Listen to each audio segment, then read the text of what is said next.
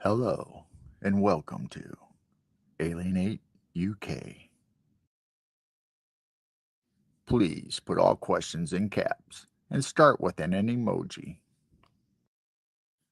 With your hosts, Andy and Nicole. Super Chat and Super Stickers are now active.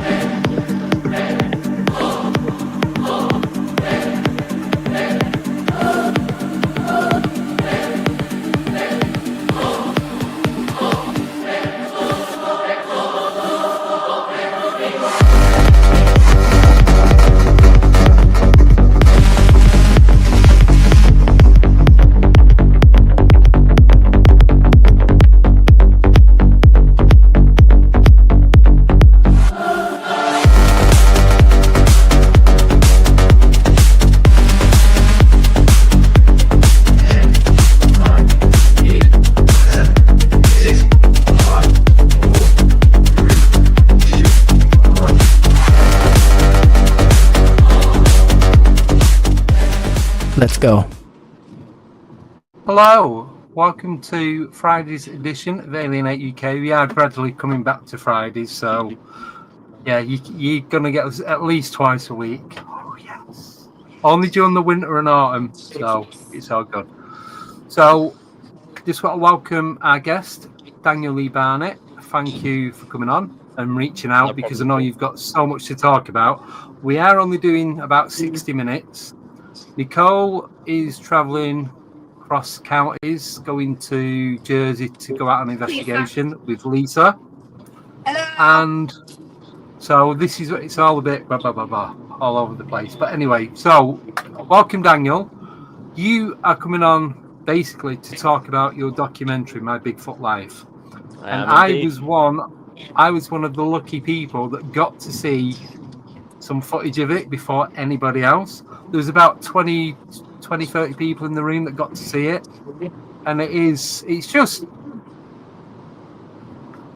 I'm going to say, it's like when you watch these documentaries on Amazon and Netflix and all that, and you see these people running about and everything's going on, you get that, but then you get the behind the scenes stuff, and then you get the explanation. A lot of them, you don't get an explanation as to what's going on, or why it's going on, or why people are there, or why people have gone. But with this, you get the full work. I had goosebumps. And it was only, 3 months ago that I got to meet you, and you did the conference down in Bridgewater. And I'll let you take over from there, because you know so much more than I do. So since then, we really didn't know what was gonna happen. Since then, we obviously we were allowed to screen My Bigfoot Life at the conference. We then went over to the US and we screened it in central Pennsylvania, and both were received amazingly well. And then I got a call, I think it was 2 weeks ago now, random Monday, I got a call to go, right, we're going for cinema run.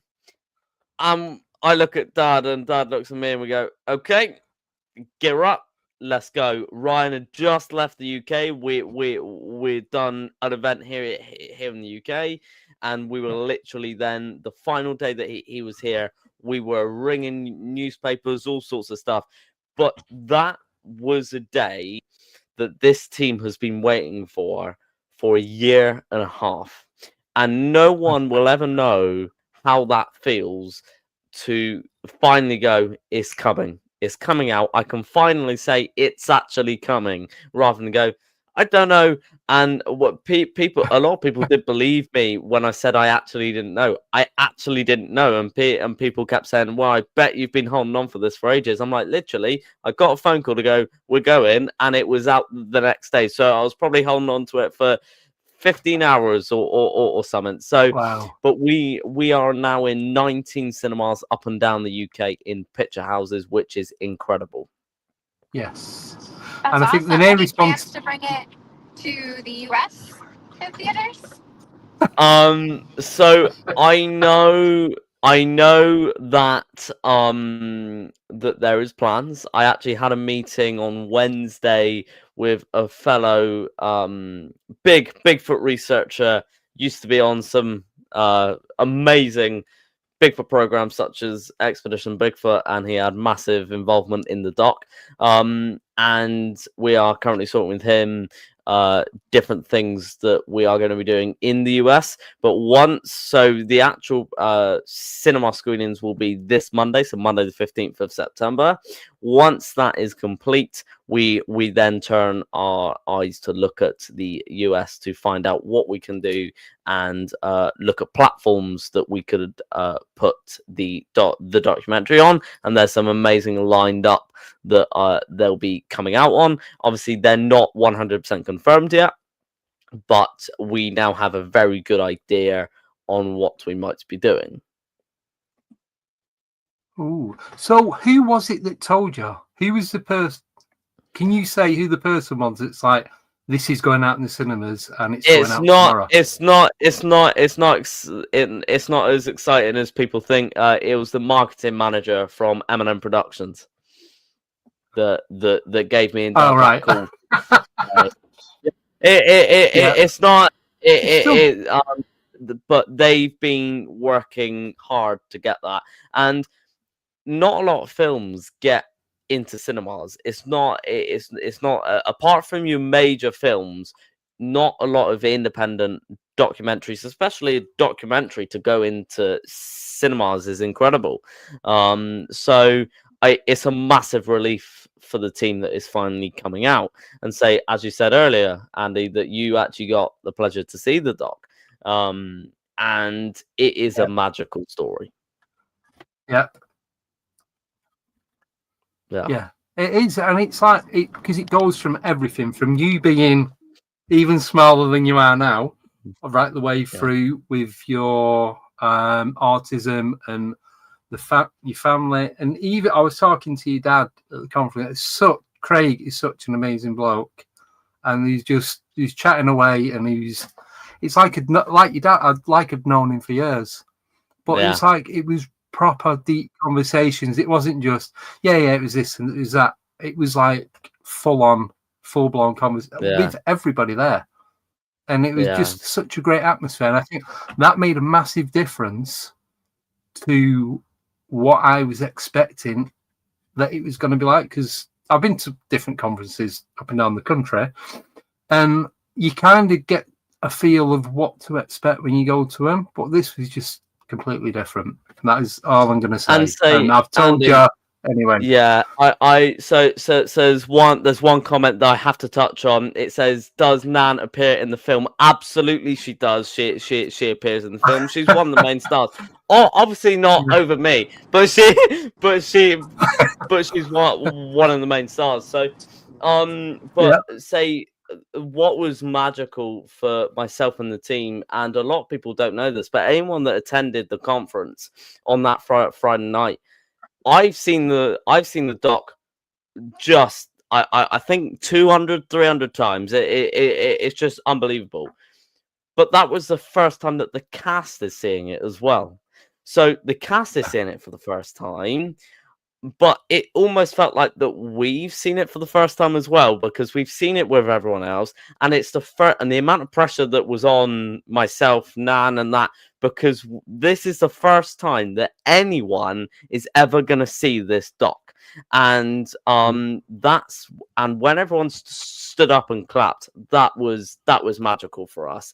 Now I gotta say, you had RPG on the other week, and I must say, you saw me get Ryan up there and then walk away. I think that was probably one of the most funniest moments of that conference, that I walked away and you just watched Ryan there, just absolutely just couldn't talk. It was hilarious. It was hilarious.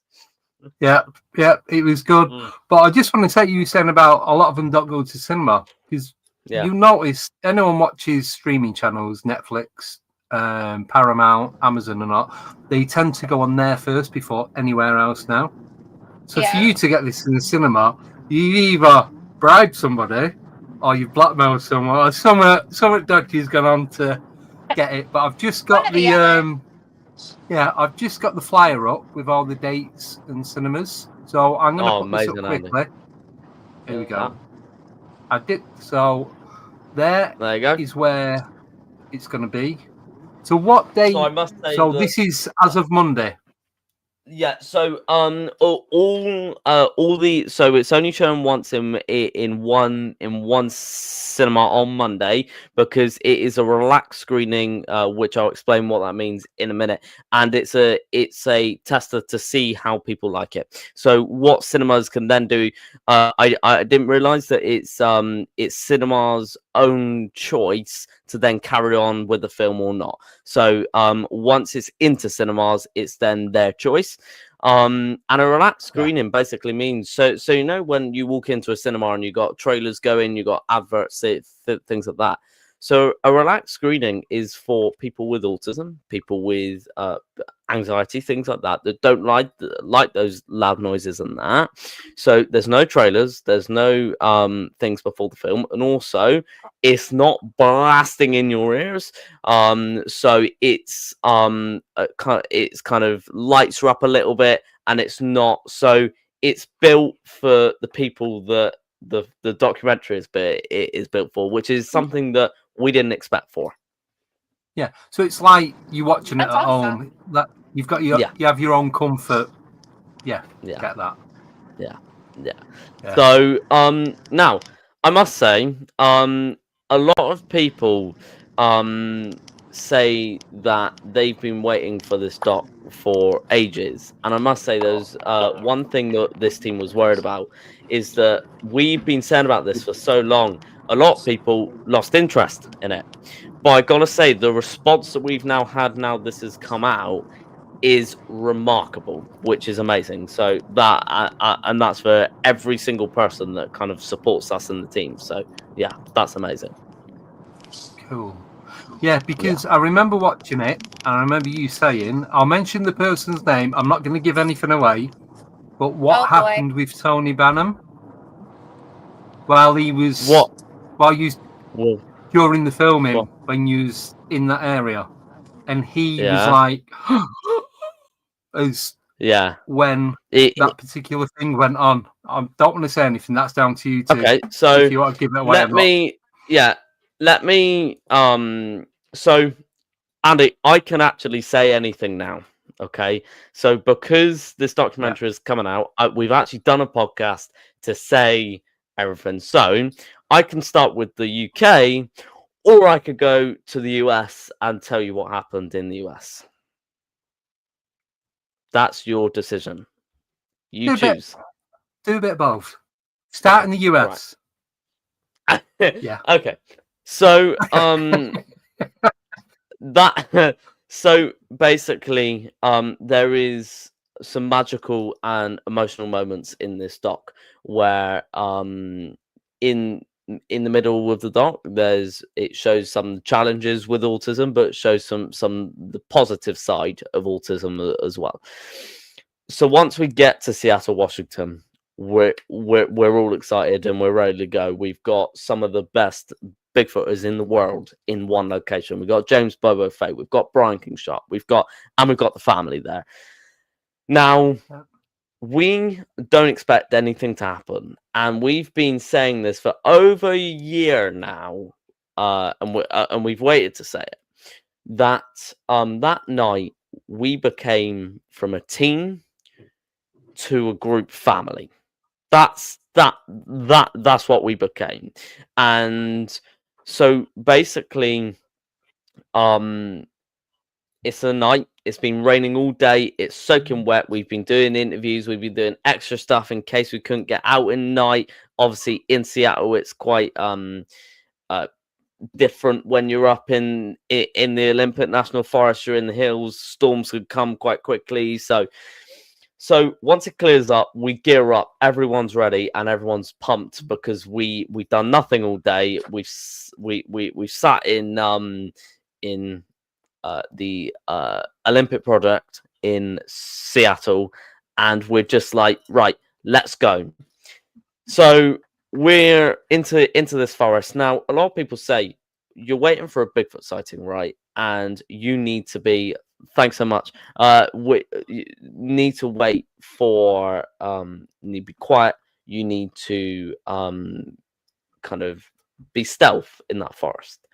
Yeah, we were the complete opposite. We have lights everywhere. We're shouting all over the forest, and I love that you see it now, Andy, because you can relate to this. That honestly, we were just, weren't we? We're normal people in the forest. We were just wandering in the forest like no one. Yeah. Who went running off? Did someone go running off in the forest? Am I getting that wrong? So that was a complete different. That was Legend Seekers. That was when Ryan decided, and that was when you did it with RPG. Ryan decided to get lost in Dartmoor, and I got very, very annoyed at it. And that was it. Yeah. Sorry, I'm getting the two mixed up. We can go on to that later if you want. So we are all in a line, right? And one person says, right, our code word is pineapple. It might have been Brian, might be me, or it might have been Bobo that just said, right, the code word is pineapple. So we're all in a line and we're talking. And you never expect for that word to be used, right? And when someone says that word, I can't describe what went through my body. I had chills everywhere and everyone stopped. Ryan had gone at this point, so Ryan had gone ahead to scout as a producer to go, right, if nothing's going to happen, we were going to do a harmonized call, so he was looking for places like that. I walk back to Bobo. He's probably about 100 meters away from me. So I get back to him and I say, what's going on? And he goes, I've got something in front of me on thermal. And I go, okay. Now, there was an awful lot of swear words that was cut out and had to be cut out. So there was an awful lot. And Bobo says the phrase, dude, that's a squatch or something along those lines. And we look at each other and go, what do we do now? Now, the first thing that pops in my mind is, where's Ryan? Where is he? Because and Dad looks at me and goes, right, we need Ryan back here. And if Ryan's nowhere around, we think that's Ryan in front of us. So then I see Ryan and I still see this figure and I go, oh, that's not Ryan. That's not Ryan. Yeah. So I grab Ryan's hand and I grab his arm and I'm pulling it in back. Now, Bobo goes, someone has to go in. Now, Brian Kingshot, who's a legend, said, I'll go. So he decides to walk in that forest. And then Chris Alsford, very, very good friend of mine, follows in after him. Now, they split up and they're stood there. And then my granddad goes in and he stood next to Chris. Now, what happens is, and a lot of this was cut out the doc because we have to cut it down to a certain point. But Dad had the sound on. So Dad was doing all the sound. Chris remembered that he had the microphone on. Now, obviously, he don't want to scare anything that's in front of him. This heat signature is still here. Bobo's got his eyes locked on it. And Chris quietly says through his mic, I've got eyeshine in front of me. I've got eyeshine in front of me. I can see it very, very quietly. So Dad is listening to this now and can hear what is going on out there. He taps my shoulder and me and Ryan are straight out there. Dad's behind me. I take Bobo's thermal and we're all out. The rest of the production crew are behind. Now, as I said, it had been raining all day. This was very dense forest. One of our cameras had stopped working for some weird reason. And these are kind of Hollywood cameras. Yeah. They couldn't follow us in and they were so annoyed. Now, for some weird reason, the camera had stopped working before Chris's thermal stopped working, and it's all through tech. So I don't know, but that actually happened. Now this it was a bit of a bank, and then it's vertical uphill. Okay, so we know now that whatever this thing is, it knows that it can get to safety quite quickly. So we all start going in, and Ryan turns into cameraman very, very quickly. And Ryan said, someone needs to capture what goes on here. I'm sorry, but," and I said, "Ryan, you're going to miss out on it." But Ryan was in the right position there to go, "Right, I have to capture this. If something is going to happen, this camera has to be here." Now, this camera was 15 years old, things like that. And at that point, Chris shouts for us. So we go up. Now, we're not even going up the hill at this point. Gramps and Bobo are right in the middle, and my grandmother and the other director and all the camera guys. So we're now all split up. I'm still in view of Bobo and that. And Chris explains to us that, right, we heard some noise, almost like antlers hitting a tree, like all the water falling from the leaves. And now I don't know if you noticed, Andy, but behind Chris's head, there's some eye shine that goes behind there. Yes. So yeah. So there's actually, now we didn't notice that until we were actually editing it. So that's pretty cool that you can capture some eye shine going. I think it's left then right. So we didn't actually look any more into that. Now we're walking along this trail together. Brian shaking like a leaf. Brian and Chris separated, and Brian said he saw something cross over the trail, and he was literally shaking to the point of like, "Brian, you need to sit down, mate." So we're now walking on this trail all together, and we all notice all these down trees, and Ryan's kicking them over. Me and the team will never forget the phrase that I say and the emotion that happened at that point. Now, what happened at this point happened like this, and I don't believe in the paranormal, but I felt an energy, like something was there. Or now, as it says earlier in the doc, as you saw, Andy, that I'm afraid of the dark. So obviously at this point, I'm looking round. I got them torch on me. Now, when a 15-year-old looks, and what is in front of me, two eyes looking down the hill at me, and what word do you say? What word do you say?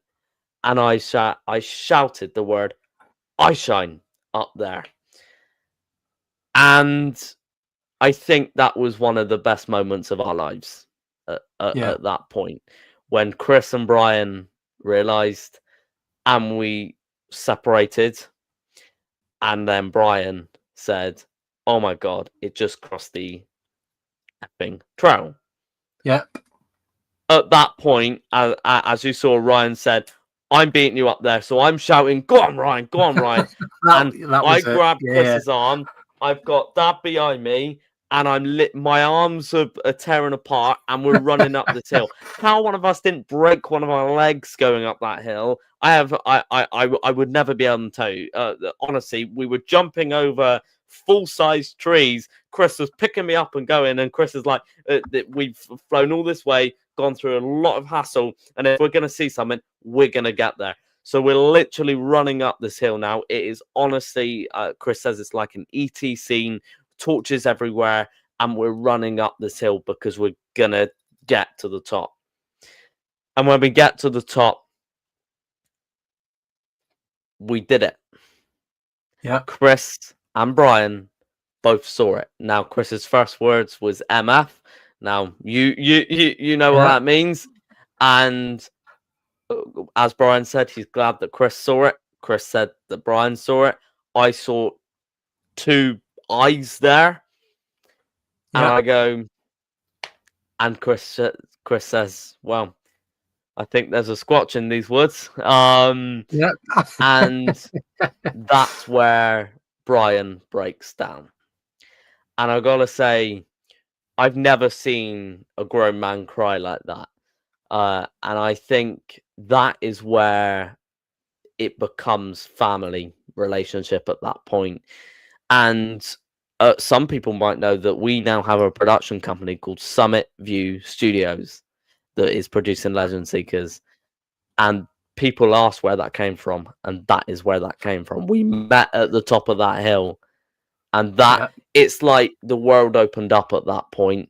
We knew where we were. Now, we heard Gramps' story because Gramps is in the middle of the woods with Bobo, and for all Gramps knows, he's lost his grandson and his son-in-law. Absolutely gone. So they have no idea.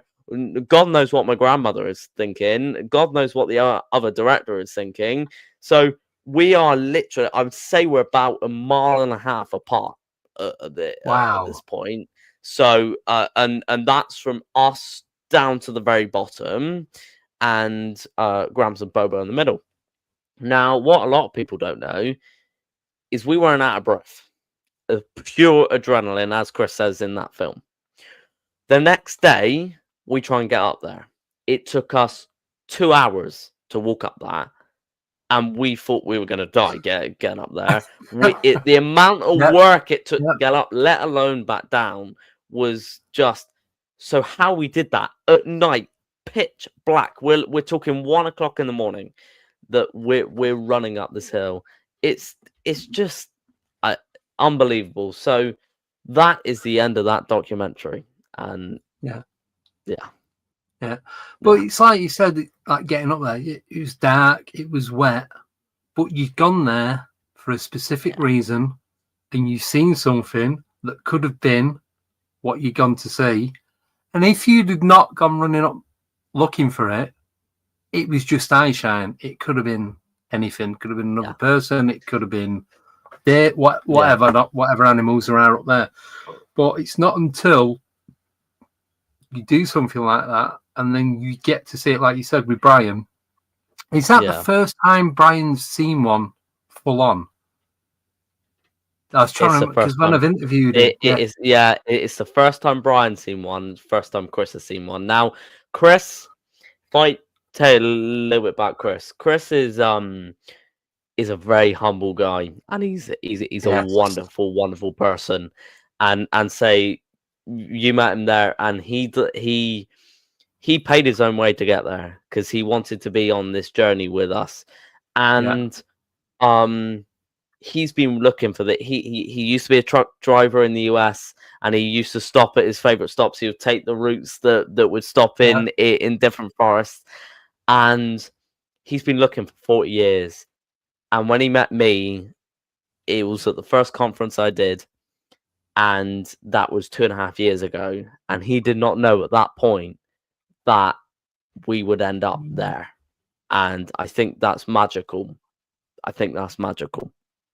Yeah, because when he's saying, like, when he was doing the truck driving, he'd take the crappy routes and the ones like off the beaten track, just so he could try and get an opportunity to have something happen. That's what I'd do. So I will answer the question. Did you manage to get the chase on Doc where they're tracked? So Andy, I'll let you answer that question. Was it Was it captured on screen? It was, because everyone just you can't see much. There's a lot of shouting and leaves and crunching of branches and all that, but you see it, and it's like, this is what I was saying before. A lot of the documentaries that you see, you might get a few seconds of that, and it cuts to the next bit, and it's like the attention span is 6 seconds or something per scene. But this was like solid. What I'd say, at least a minute and a half. Was it that long? It might.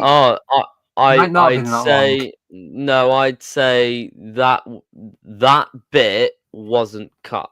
As far as I know, that bit from when obviously it was cut with the interviews, but when Brian started running to the very top, that bit was all one solid bit. That was all solid filming. So yeah, you might be right. And say, as Brian said up there, whilst in just a mess. I don't care what people say, whether I saw that or I didn't or whatever. Yeah. And Brian said the same, and Chris said the same. That I don't care. We know what we saw, we know what we felt, and we know the emotion that was there. 100%. And this is the other thing as well. It was the emotion of everyone in the film, because it wasn't like, I know, because some of them they do, or you do the emotion right, you need to redo that emotion, you need to act it out.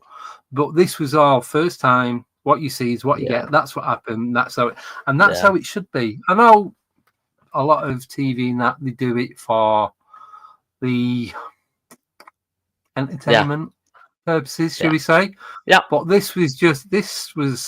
it was watching it. It's kind of like you was there. I think because a lot of people that were in the film were actually sat in the room with us while we're watching it. I know that was like boof. Yeah, and say that was mind blowing. When and say we went to PA and I sat with Brian and watched it. Now, unfortunately, Brian fell ill during that, but when I was sat with him, that was awesome to sit there with him and Chris right there, because we were the ones that were there, and Dad was there as well, and so was Ryan. So the entire team in PA got together again. Since that point, it's the first time we got together. It was a year since we got together, and it was the first time.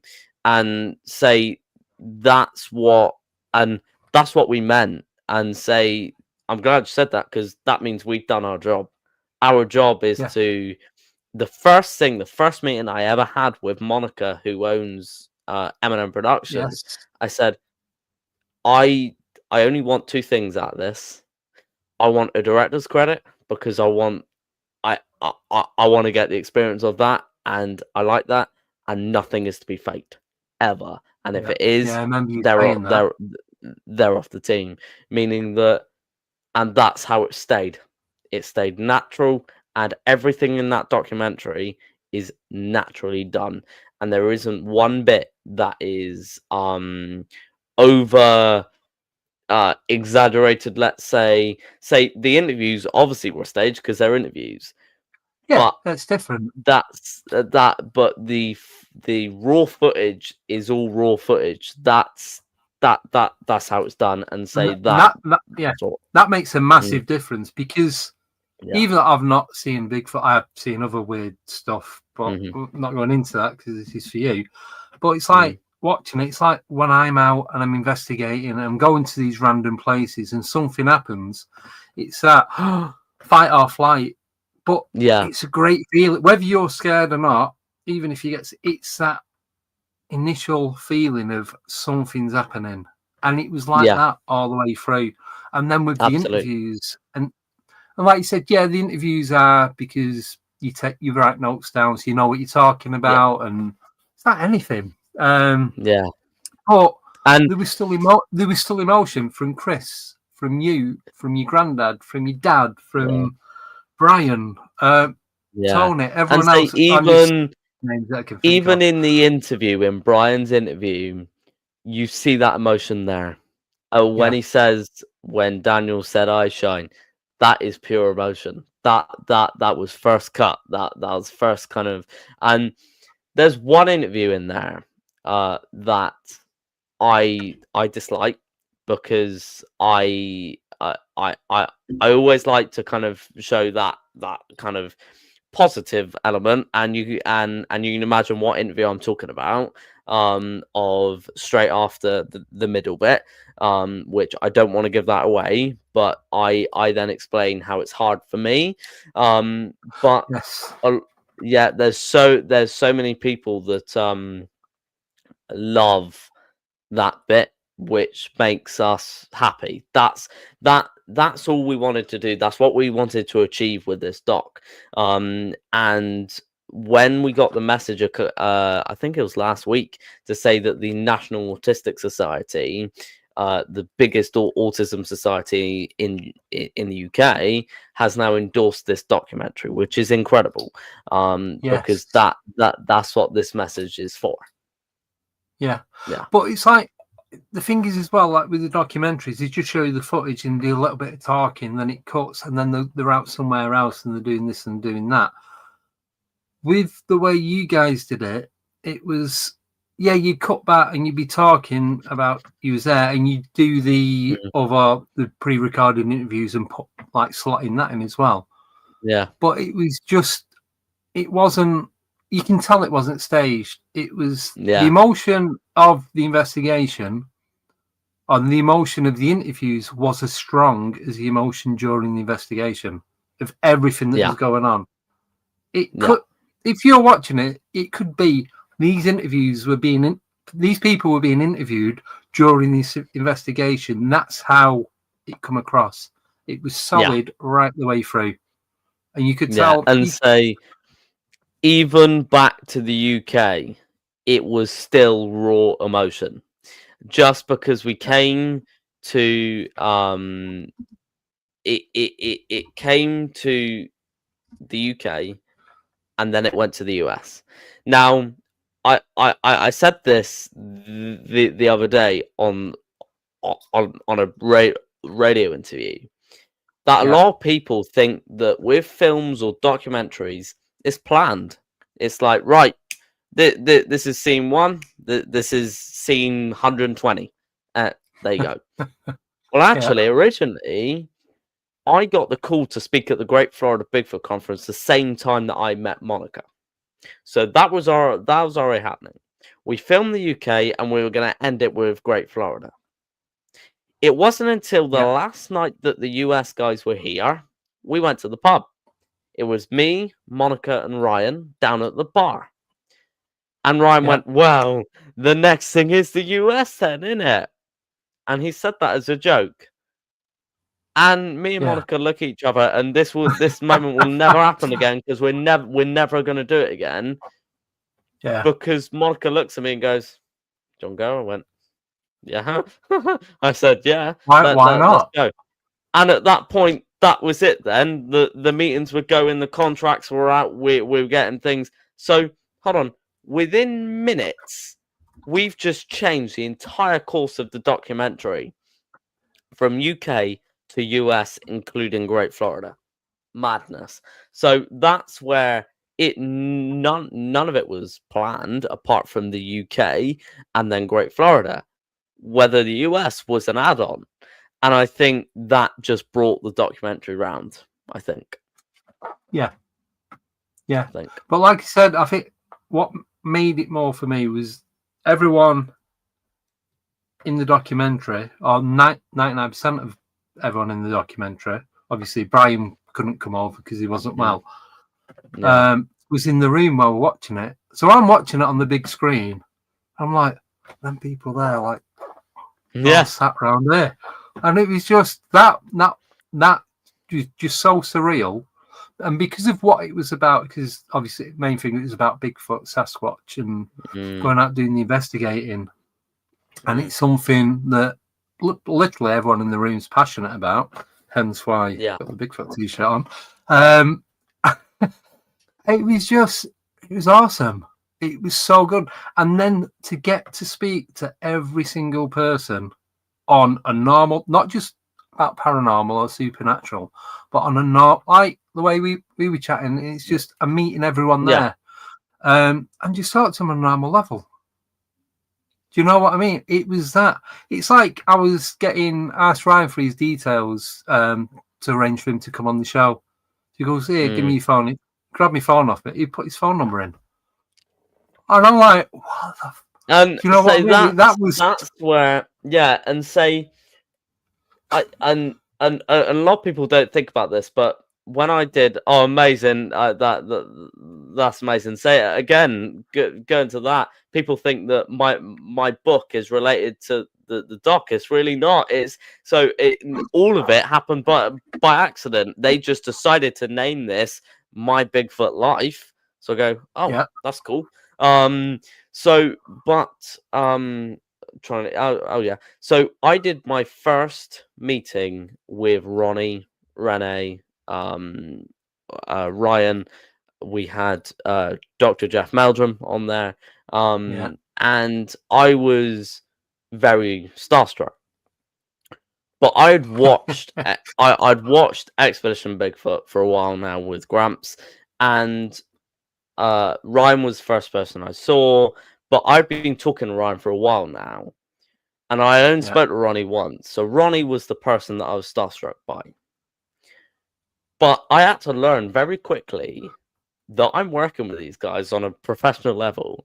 So very quickly, I had to become just that like they're normal people. And now I speak to them like they're normal people. I spoke to Ronnie on Wednesday as a normal person. I'm like, it's weird. And say I speak to Ryan 4 times a day as normal. But it's that initial thing. So it's like you're saying about Expedition Bigfoot. And I've started watching it a couple of years ago. And remember, Ryan wasn't well, and yet he got taken to hospital right at the very beginning. I'm like, so I'm still watching it, and then Ryan eventually comes back. And then I'm sitting in the room, I'll give him my phone, he puts his phone number in, and I don't chat to him as much as you do, but I'll send him bits and pieces here and there, and he always replies. He doesn't ignore you. It's just mad. And that's where, and that's where with Ryan, that's why we decided to go further than the doc, and that's why we have started a production company together to now go on with Legend Seekers, things like that, and create things that is a follow-on from My Bigfoot Life. And I also love that comment there about Jeff Meldrum. So that was really sad. I know. Yesterday. Oh, I know. Seeing that yesterday, I'm like, oh my, he has got to be. I don't care what anyone else says. Yeah, he is got to be the ultimate Bigfoot researcher of all time. There are some other good ones, but no one is at that level. The amount of people, no one can replace him. No, everybody. When anyone got any samples, if it didn't go to Jeff, then there's no point sending it anywhere. And I've listened to interviews with him. I've watched interviews with him, podcasts a lot, and he's just he's such an amazing guy. Absolutely, I was, and say what and say I got the pleasure of actually being Jeff Meldrum's friend, and we would talk every month or so, and say it was a pleasure to actually have him part of the doc, to actually share that that moment with him. I am going to go back to a comment because I almost touched on it. Yeah, you're all right. I've marked some up, so I was going to do some questions in a bit. Yeah, because we've got about 20 minutes to go. Yeah, so if I go on the one where it says why Bigfoot, now obviously I spend an awful lot of time with my grandparents, just by accident, and say we're actually doing a film at that point, and I was walking past Gramps' room, and I just saw he had someone on TV, so I sat down next to him, as you normally do. My sister walked in, my cousin walked in, and we all sat down. And we were just watching this episode, and then I see the name Ryan RPG Goldenbessie come up. No idea who that guy is. And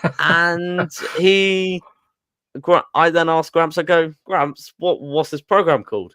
And he goes, this is Expedition Bigfoot. And like that, that's how it happened. From that point, we're out in the forest, and say I've said that story before, where it literally went from that point. So that split second has changed God knows how many years. Yeah. These four main programs I watched. Well, Finding Bigfoot, obviously, with Bobo and Matt and Cliff. Such a top guy.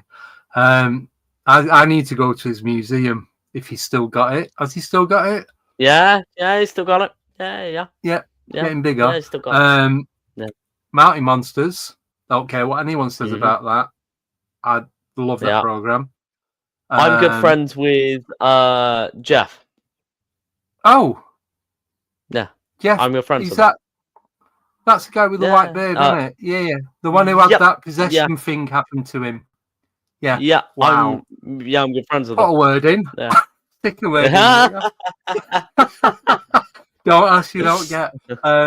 Mountain Monsters, Expedition Bigfoot, Finding Bigfoot, Fact or Fake back in the day, and the other one was Ghost Hunters Taps, and they were the only ones that I was interested in.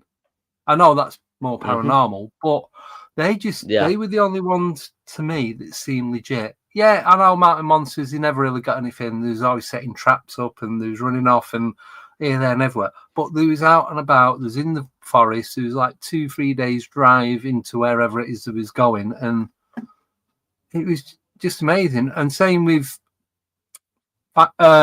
Expedition Bigfoot. Is it Renee? Because she was a scientific one, and she was very skeptical about all of it. That's with Finding Bigfoot. So Renee's in Finding Bigfoot. Maria, Maria's in Expedition Bigfoot. Yes, that was it. Yeah. But they were quite similar because they was very, look, this is a scientific route, and this is the one we got. You have to prove me wrong before I'm going to believe. Yeah. And that's what I liked about it. No one backed down. No one was like, oh, well, I'm going to go with that one because that's what you lot agree. I'm like, no, I'm not agreeing with you. If I don't believe it, I don't believe it. So yeah. So that's where, and say I'm also close to some of the guys from and I know Chris's favorite program about paranormal Bigfoot is Expedition X and Expedition Unknown. I've not watched X. With Josh Gates. Yes. Yeah. Yes. I know he is. Yeah. So but there's so many names and all that. It's hard to keep track of everyone. Yeah. It really is. Let's look. So you've started 5 questions, right? Yes. Right. I'll bring them up. I'll start at the beginning and go through them because you got good 10 minutes. Yeah. Cool. South Coast Ghosts, Great British Ghost Hunters. Will it be available on streaming services at a later date? I'd love to watch it again. Okay, so I know that after Monday, I forgot to say anyone that is around, and I know it's a Monday day, but anyone who isn't going to work that day, I will be in Bath. Myself and the team are actually going to be at Bath. Some of the production crew will actually be there. Myself, Chris, Dad, and Tony Barnum will actually be in Bath. So if you wanted to come and see us, we will be there. And say we also have some press guys there as well. So if you wanted to get your interview done about my Bigfoot life, we would love to have it. But we will be there at that point. But going back to streaming platforms, as soon as this finishes, so next week finishes, and all these cinema lists are done, we will be looking at Discovery Channel, and we'll be looking at things like that.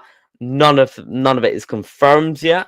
I have to wait from the production company and the distributor on what is actually going to happen. But that's where we're looking at. But it is coming very, very soon. I know we're looking at ITVX, things like that. So that is UK and that's US as well.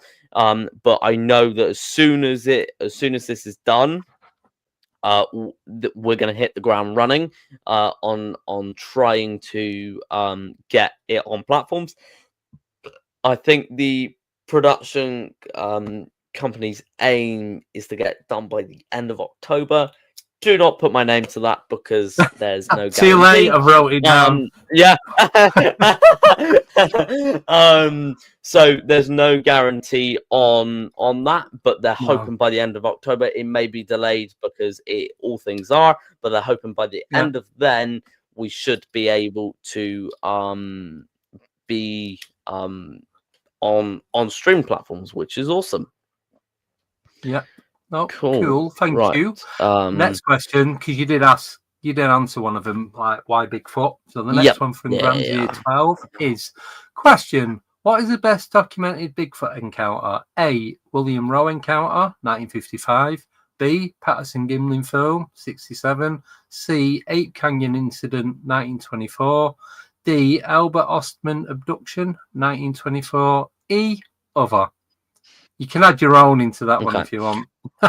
So I think there's two that I can speak upon. Patterson Gimlin film is one, and Yep. second is the Paul Freeman footage that I know that there's been a lot going on about. Again, Brian King Sharp has done an awful lot of research on that, meaning that obviously I'm quite close in contact with that, and say the PG film will always be number one for me until disproven or proven. Yeah. Well, Cool. cheers for that. Amazing. Right, no more Amazing. questions after these three, please, because we're only doing 60 minutes. Because Daniel's got loads of stuff to do. Right, next one from Og. When you got the results of the old wood monkey, great ape, did that inspire you to find Bigfoot? Oh, that's open a can of worms. That has. Right. So so I Shall think. So you can miss this question if you want. You don't have to answer it. No. I'll very very shorten it. But when we found the DNA, the first person that I went to was Dr. Jeff Meldrum, and I had a lot of chat with him about the DNA. I was always on a search for Bigfoot. I wasn't there for Bigfoot. I hadn't Bigfoot not in my mind, and I still to this day. It's been two years, I think, since that DNA was done. Wow. And I still can't say it's Bigfoot because I didn't see that creature make it. But I will say it's massively odd. But it encouraged me to do a lot more, and say obviously national press got involved, meaning that it boosted me up a little bit to go right. I really want to do this. So yes, I would say yes. It inspired me to look more for Bigfoot. I could go massively into that, but I'm not going to. No, that's fine. Totally get it. Right. Next question is from Grantier12 again. Daniel, what is your take on more aggressive Bigfoot cases like the Spottsville monster attack in Kentucky? Also, any takes on the Gugwe? Any research on this? Gugwe? So I haven't heard of either of them, but I will go on the more aggressive Bigfoot cases because I am very good friends with Dale James Brewster, DJ Brewster from Alaskan Killer Bigfoot. Now, Andy, he was here in May, and DJ is a remarkable guy. He actually did some filming with us in June, and I gotta say that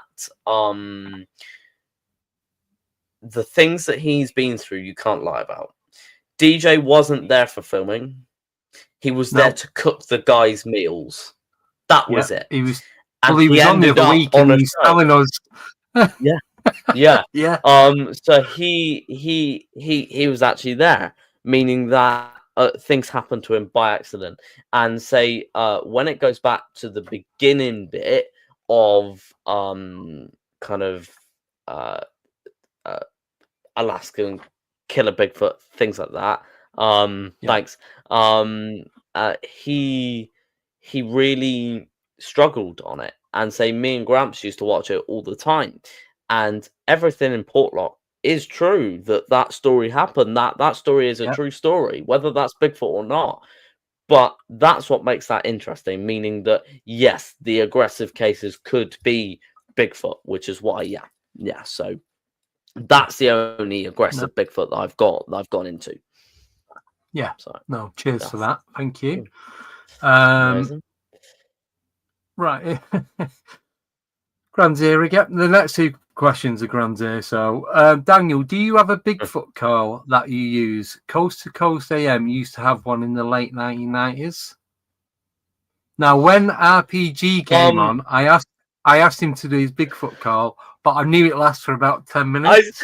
I saw that. I was watching the entire podcast. I saw that, but I gotta say, I laughed the first time he did that, because that was he did that whilst we were scouting for locations, and I'm like, oh god, I'm like, how he does that, it's beyond me.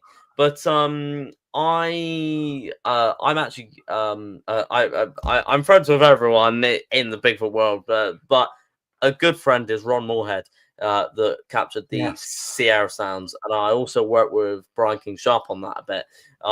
Is that Brian actually has the full files now of the Sierra sounds on his podcast.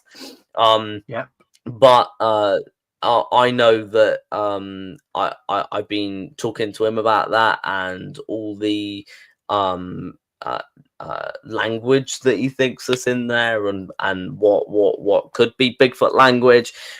So I haven't used the call out in the field, apart from someone named Ryan RPG Gonbeski that's just a weirdo. But I know that I love you playing along with that. It's that the Sierra sounds I'm possibly looking into to possibly actually using out in the field. Cool. Yeah, get amplified and see what happens. Now we was at Rendlesham. We did a night investigation there a few weeks ago. That's cool.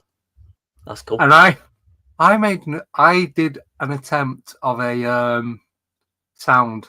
It was less Bigfoot, more rotting zombie. Please tell me you captured that on video. Please tell me you captured that on video, because I would laugh. I think someone filmed it. So Og, who's in the chat, because she lives out that way, she was taking a tablet.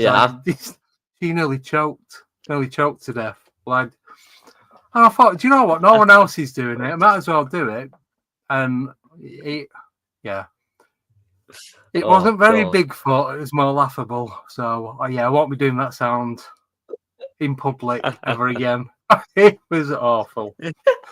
That's funny, Andy. That's funny, mate. I thought, do you know what? Everyone else might as well try. What's the worst that can happen? Oh God. So I'm not allowed to do it now. Right. Next question. Daniel, do you have a Bigfoot? Inquiring minds want to know.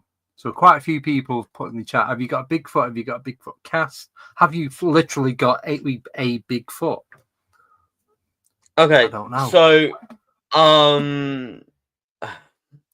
So the cast that I made of that print remains in the office I have.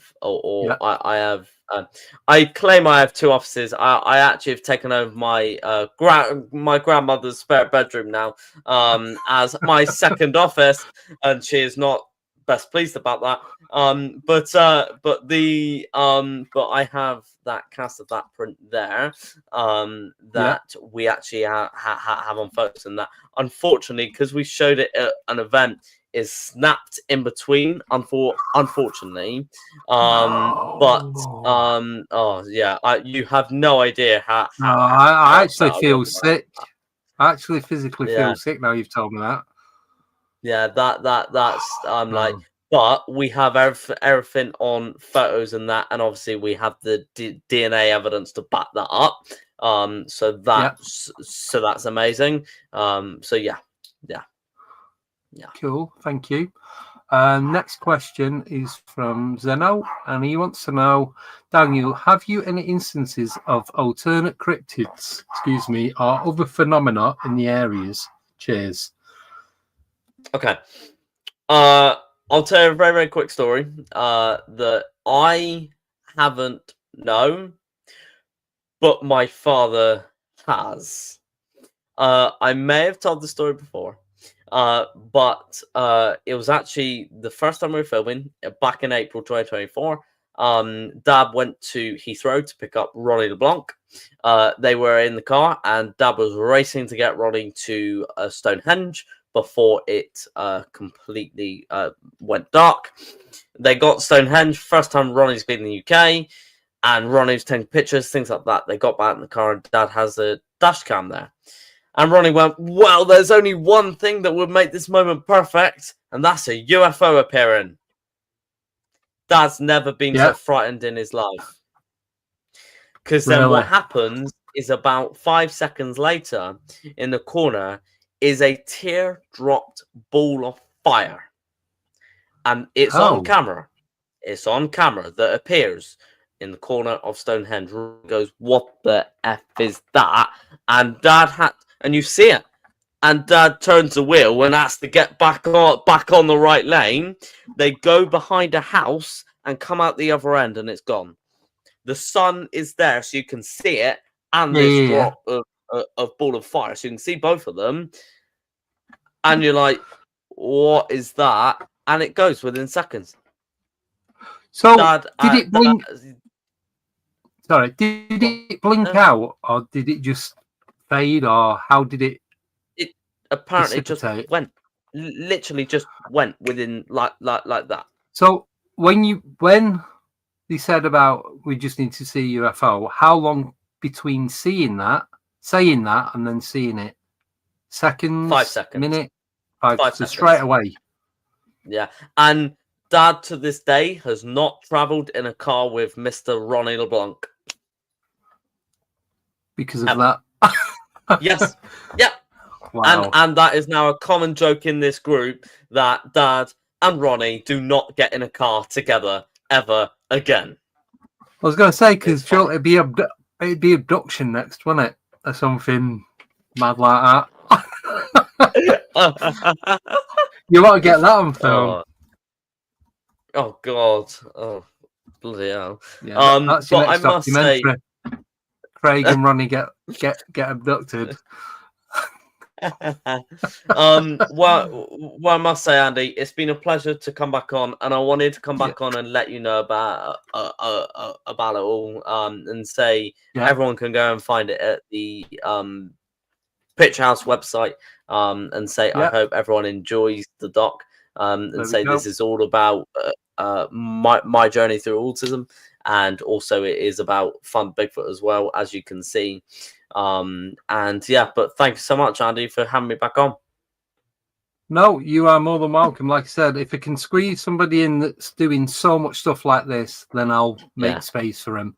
Nicole wants to apologise. It's really bad signal where they was, and they got to the location earlier, but she sends her love and says thank you for coming on, and sorry that she can't be here. Everyone in the chat, so thank you, Daniel, for your time and our busy schedule to come in here. Love to Nan. Bigfoot Michigan Rob. Hi, Rob. Hello, everybody. Lurking, listen on my radio in the yard. Have a great day, all. There's loads. So just you have some amazing people here, mate. Yeah. They all are guests and people in the chat. And this is going to go out on podcasts, so Apple, Spotify. It's going to go out on Audible. So yeah, you can listen to it back on all of them. So thank you so much. And like I said to you before, keep up the great work. Don't ever stop doing what you love doing, regardless of what anybody says. Just keep at it. That's all you got to do. Amazing. So amazing, mate. Well, thanks so much. Yes. Yep. No, thank you. Keep us updated with everything else that's going on, please, if you don't mind. I do want to talk to you about something else, but I'll talk to you about that off air. I'll send you a message over the weekend. Yeah. Yeah. Right. As in, I'm happy to stay for a minute off air if you wanted. All right. Yeah. Cool. Yes. Yeah, no, that'd be amazing. Right. So I'm going to stop this now. So thank you everyone for coming in the chat. Thank you to Rob and somebody else who donated. Really do appreciate it. Thank you to the new subscribers, new tier members. We're going to be pre-recording our Halloween special tomorrow night that will be premiered on the 31st Friday. It's the first paranormal pizza, so we're trying it out for the Halloween special. So pre-recording that. I am on a podcast next Monday with Jacqueline Dixon. I will post stuff on Facebook and on here. I'm not sure what the channel name is. She has told me, but without looking it up, I do not know. And then next Wednesday, we've got Abby Dent coming on, who you know very well. This month and next month is pretty much everyone from Bridgewater that's coming on. And then November, December, it's everyone from Gettysburg that I met. So it's all slotted in together. Cool. Yeah, so it's all good. So yes, thank you again. Thank you to Og for doing the moderating. Did any other moderators? I know everyone's busy, but no, it's great to see new faces in the chat as well.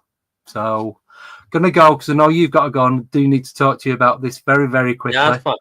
That's fine, mate. And that's it. So I'm going to boot us off the screen. I'm going to play a couple of voiceovers and I'm going to do the outro as usual. So thanks again. Have a great weekend, everybody. And we'll see you all very, very soon. So take care and bye-bye.